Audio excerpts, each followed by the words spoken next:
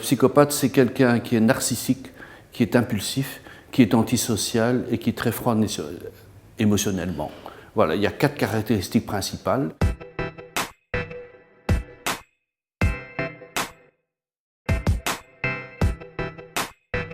On peut réellement faire l'hypothèse que parmi les dirigeants ou parmi les gens qui ont énormément de pouvoir, qui ont accumulé le pouvoir, nous avons des gens qui ont une dominance, qui savent séduire les autres, qui ont du bagou, qui parfois transforment les liens de la réalité, séduisent les autres, manipulent les autres, arrivent à acheter les autres pour se maintenir potentiellement au pouvoir. On aurait donc une forme de psychopathie plus modérée, plus narcissique, moins violente.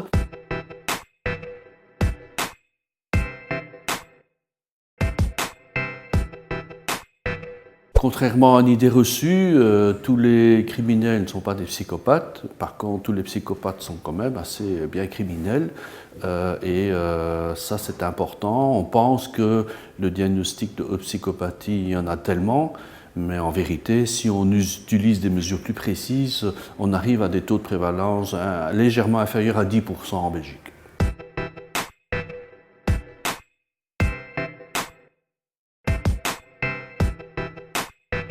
C'est difficile parce que ces gens, principalement, n'en ont pas envie, qui font souffrir les autres, que ça leur donne beaucoup de bénéfices à pouvoir accomplir leur délit. Donc ce qu'on peut contribuer à faire, c'est d'essayer de les raisonner pour mieux se socialiser et contrôler leur tendance au passage à l'acte. Ce qu'aujourd'hui, auquel on croit moins aujourd'hui, c'est l'idée selon laquelle on pourrait transformer de manière complète l'entièreté de leur trouble de personnalité en remettant en question leur narcissisme ou en remettant en question leur potentielle indifférence aux droits d'autrui.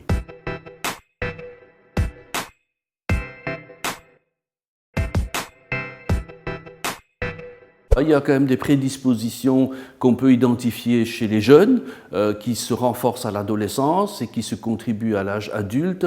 On ne devient pas psychopathe du jour au lendemain, certainement pas à partir de 18 ans. Ces tendances-là sont repérables déjà durant l'enfance. On a des instruments ou des mesures opérationnelles qui permettent d'identifier des jeunes qui ont une tendance à la témérité, une froideur émotionnelle avérée, des problèmes sérieux de problèmes de comportement et peut-être déjà la commission de comportements antisociaux précoces.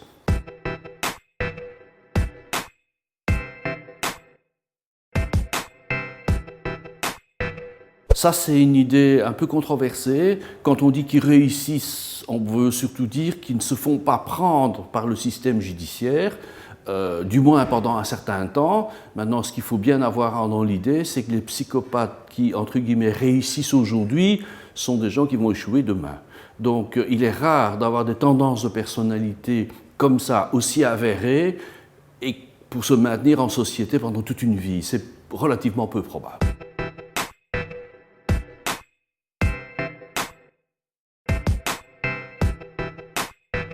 L'hyperconnexion de nos sociétés facilite des modes d'expression de nature narcissique. C'est pas sûr du tout que cette facilitation technologique crée les symptômes ou les traits de traitement en eux. Donc je pense que ça facilite l'extériorisation des individus narcissiques qui sont préalablement narcissiques, mais je ne pense pas que nos sociétés créent du narcissisme et créent de la dominance artificielle vis-à-vis d'autrui. La preuve en est que je crois les réseaux sociaux, quoi qu'on dise, ont quand même un certain rôle de contrôle social contre les individus.